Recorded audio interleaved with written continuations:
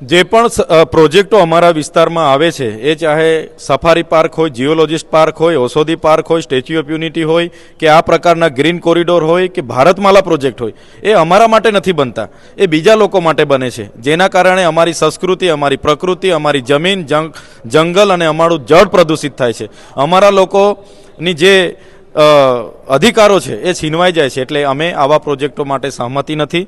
અને સાથે સાથે તમે જોયું હશે, આજે મારે 55 નંબરનો પ્રશ્ન પણ ગૃહમાં હતો કે અમારા વિસ્તારમાં પીવાના પાણી માટેની સમસ્યાઓ છે. અમે હેડપંપોની માંગણી કરીએ, બોર મોટરની માંગણી કરીએ, મિની જલધારાની માંગણી કરીએ, ત્યારે સરકાર એવું કહે છે કે તમારે ત્યાં જણવાણી પાણી પુરવઠા પ્રોજેક્ટનું કામ ચાલુ છે અને તમને તેમાંથી પાણી પૂરું પાડવામાં આપશે.